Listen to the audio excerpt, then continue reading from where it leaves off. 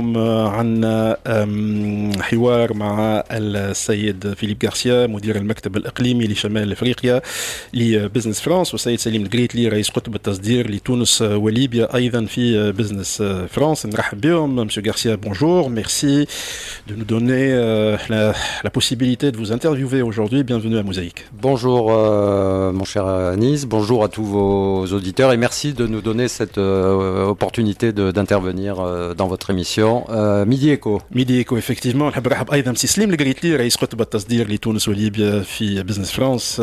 سليم مرحبا، أهلا وسهلا بك. أهلا وسهلا سي أنيس ومرحبا بكل مستمعين موزايك FM. Nous sommes ravis que vous ayez choisi Mosaïque FM pour nous donner l'exclusivité d'annoncer ce nouveau portail dont on va parler tout à l'heure. سعداء جدا أن تعطينا المعلومة الحصرية لإطلاق هذه المنصة الإلكترونية لتسهيل التمويل بين تونس وفرنسا. Et nous sommes nous-mêmes très heureux de vous présenter le portail, donc le portail Éco que nous avons lancé fin 2025 à l'initiative de notre cher Léopold, qui est l'attaché de presse et de communication de l'ambassade et qui a pour vocation et pour objectif de simplifier l'accès des acteurs économiques tunisiens, français et autres aux solutions que peuvent leur apporter les différents services de l'ambassade, opérateurs, partenaires. On a une particularité, je crois, française en Tunisie et ailleurs, c'est de vouloir et d'y parvenir, travailler de façon collective pour que chaque opérateur, chaque service, chaque partenaire offre le service pour lequel il est mandaté. On reviendra sur ce portail-là, mais j'aimerais bien parler des chiffres. Nous sommes dans une émission économique، نحن في برنامج اقتصادي، والمهم أنه ناخذ زاد سليم القريتلي الأرقام الحصرية أيضا فيما يهم الاستثمارات الفرنسية في تونس.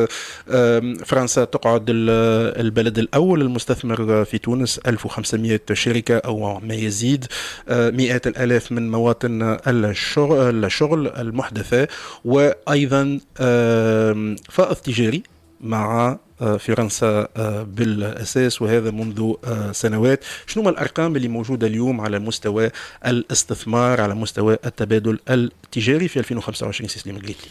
شكرا سي أنيس. باش نقدم لكم العديد من الأرقام، إن شاء الله ما ندوخكمش بالأرقام اليوم. صحيح تبقى الدولة الفرنسية أول شريك للدولة الجمهورية التونسية. في 2025 صار زاد كذلك تقدم ملحوظ. يمكن نعطيك نبذة على الأرقام هذه. دونك فرنسا هي أول مستثمر في تونس، أول حريف لتونس، وأول ممول مشاريع زاد كذلك في تونس، يعني يمول يعني المشاريع اللي تقوم بها الدولة التونسية وكذلك القطاع الخاص بطريقة يعني غير مباشرة. صار تحسن في 2025. تونس صدرت يعني تقدم بأكثر 23%. يعني هذا مقارنة تطور في التصدير ب 23%. فرنسا زادت طورت زاد الصادرات نتاعها لتونس ب 10%. وكذلك صار تقدم ملحوظ في الاستثمارات الفرنسية في تونس. نجم نعطيكم رقم حصري اللي هو رقم يعني نلقاوه في الياناس في المعهد الوطني للإحصاء. 9 الأشهر الأولى 640 مليون دينار. وعندنا هكا يمكن إمكانية تخرج يعني الإحصائيات متاع الثلاثة أشهر الكاملة، يمكن نخلطوا المليار دينار. مليار دينار استثمارات فرنسية في تونس. هذا كان نعطيكم يعني أرقام أخرى. هذه حوالي 300 مشروع استثمار. 300 مشروع استثمار. يعني استثمار بين شركات جديدة بين وتوسيعات.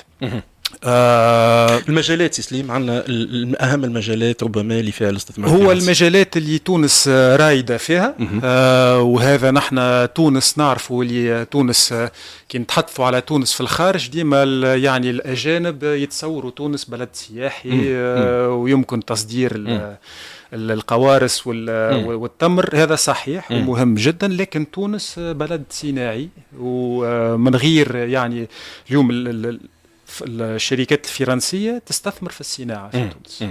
نحكيو صناعة الكابلوت تاع السيارات، قطاع السيارات، الطائرات، قطاع الأدوية، يعني عديد من المجالات كهربائية. هذا هو يعني القطاع الصناعي يبقى على 300 مشروع جديد في 2025. عندنا 200 وقرابة 90% مشاريع صناعية والباقي في ميدان الخدمات. Monsieur Philippe Garcia, si on parle de ce portail-là, l'idée de ce portail, علاش المنصة هذه, qu'est-ce qu'elle va offrir, شنو اللي باش تزيد pour l'opérateur français et pour l'opérateur tunisien بالنسبة للفاعل الاقتصادي الفرنسي والفاعل الاقتصادي أيضا التونسي. Donc l'une des particularités de la France en Tunisie aussi, c'est que ils sont présents l'ensemble des opérateurs et des services de l'ambassade qui œuvrent au développement de la relation économique bilatérale. Donc il peut y avoir certaines confusions, doutes, etc. sur quel est le bon interlocuteur pour investir en France, pour une boîte française investir en Tunisie, exporter, importer, etc. Donc à partir de questions très simples, et c'est un portail très intuitif, en 2 minutes, sur la base du projet que vous voulez développer, vous pouvez accéder à l'interlocuteur le mieux préparé pour répondre à votre question et pour accompagner votre projet.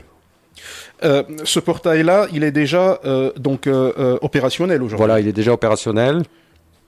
On peut donner son... il s'appelle le portail de... Il s'appelle Portail Eco. Il s'appelle Portail Eco. tn.portailleco.fr. Et donc là, on peut trouver toutes les informations possibles, imaginables, qui pourraient aider aussi bien donc l'opérateur français que l'opérateur tunisien à choisir l'interlocuteur d'accompagnement et de financement. Exactement. Par exemple, vous êtes une start-up tunisienne, vous voulez investir en France. Donc vous mettez je suis une entreprise, qu'est-ce que vous voulez faire? Il y a un menu déroulant, je veux investir en France, ça vous oriente directement chez Business France. Et je crois même que ça oriente directement chez mon collaborateur Walid qui pilote notre activité Invest, qui est d'accompagner les entreprises tunisiennes qui veulent investir en France. Comment vous estimez la relation économique avec la Tunisie aujourd'hui? Et puis vous êtes là depuis le mois de septembre, voilà. Vous venez d'arriver. Ouais. Quel est votre plan et les secteurs essentiels que vous souhaitez peut-être dynamiser un peu? Monsieur Philippe Garcia جاء في سبتمبر 2025 دونك عنده 3-4 شهور من اللي موجود لهنا. دونك كيف يقيم العلاقة الاقتصادية بين تونس وفرنسا وشنوما المجالات اللي باش يحاول يخدم عليهم في العهدة نتاعو هذه؟ Alors la relation elle est excellente, elle est en progression constante. On exporte de plus en plus vers la Tunisie, la Tunisie exporte de plus en plus vers la France, ce qui creuse notre déficit commercial avec la Tunisie, tant mieux, dites-vous. Tant mieux pour nous. Oui. On absorbe 25% des exportations tunisiennes, un quart des exportations tunisiennes, c'est pas rien. Pour nous, c'est un partenaire stratégique. ça a toujours été un partenaire stratégique et je crois qu'il l'est encore plus depuis que le monde et que l'environnement géopolitique est particulièrement troublé. La Tunisie est un partenaire très stratégique. Alors la relation, elle est bonne. Moi, quand je suis arrivé, même avant d'arriver, j'entendais beaucoup parler de co-développement. Et je me disais concrètement comment ça marche. Et je me suis rendu compte en rencontrant des entreprises tunisiennes, des filiales françaises, etc. J'ai rencontré beaucoup de monde depuis mon arrivée. Que finalement, il y avait trop d'investissements qui se croisaient entre la France et la Tunisie et la France, mais qui ne se rencontraient pas. Ce à quoi on travaille depuis quelques mois, c'est approfondir ces partenariats. Je vois pas ce qui empêcherait des entreprises tunisiennes d'aller prendre des participations dans des entreprises françaises pour un meilleur accès au marché français, pour un accès facilité au marché européen. Et je vois pas ce qui empêcherait des entreprises françaises de prendre des parts dans des entreprises tunisiennes pour l'accès au marché facilité au marché tunisien, marché nord-africain, marché africain, etc. Quels sont les secteurs sur lesquels vous souhaitez peut-être travailler davantage? Alors on va continuer à travailler sur les secteurs traditionnels, disons, l'automobile, l'aéronautique, l'énergie, les infrastructures, etc. On va aussi travailler sur des secteurs adossés aux objectifs de développement durable de l'agenda 2030. On va travailler beaucoup sur la santé, sur l'éducation, sur... Il y a des projets concrets. Oui, on a un forum, par exemple, au mois de juin prochain, sur les ressources humaines à Tunis, un forum franco-tunisien. Le domaine de l'eau, qui nous paraît très stratégique. Donc on va renforcer nos initiatives pour le secteur de l'eau. Et ce qu'on veut faire aussi, c'est donc avoir non pas une approche transactionnelle comme peuvent l'avoir certains autres grands partenaires asiatiques, notamment de la Tunisie. Nous, on veut donc une approche non pas transactionnelle, mais partenariale, très approfondie. Avec de la recherche scientifique, les événements qu'on va organiser. Vous sentez une concurrence de la part de certains pays asiatiques? Oui. Vous vous réjouissiez tout à l'heure du fait que le déficit commercial se creuse, le déficit commercial français se creuse avec la Tunisie. D'autres partenaires asiatiques, par exemple, eux, au contraire, creusent de manière très très substantielle le déficit commercial tunisien. Et ont une approche très très transactionnelle. Nous, on veut être très partenariaux et de façon très approfondie. Juste le blockbuster Business France est partenaire de l'année. Il aura lieu à Tunis 27-28 octobre. Il sera régionalisé. Nous, on croit beaucoup aux blocs régionaux vertueux, partenariaux, qui ont la même approche que la nôtre, c'est-à-dire partenariale, la Méditerranée. Et certains grands partenaires de la Tunisie en Union européenne. Je pense à l'Allemagne, à la Suisse, à la Belgique, etc. Plus l'Italie, enfin les pays du pourtour méditerranéen. Et donc on va faire un gros événement qui va s'appuyer sur les objectifs de développement durable, eau, santé, éducation, environnement, énergie, etc. Mais pas par idéologie, parce que il nous semble que ces objectifs de développement durable, ils contribuent à l'amélioration de la productivité, de la qualité des entreprises. Pour les entreprises tunisiennes, comme pour les entreprises françaises ou égyptiennes ou libyennes ou italiennes, etc., être vertueux sur le plan de la RSE, ça permet, par exemple, d'avoir accès à des appels d'offres lancés par les bailleurs de fonds, etc. Donc il y aura un grand forum économique régional euro-méditerranéen, développement durable, à Tunis qui réunira les grands acteurs économiques de la rive sud de la Méditerranée, de la rive nord et des principaux partenaires de la Tunisie. هذو مواعيد اقتصادية يعلن عليهم السيد فيليب غارسيا مدير المكتب الإقليمي لشمال إفريقيا.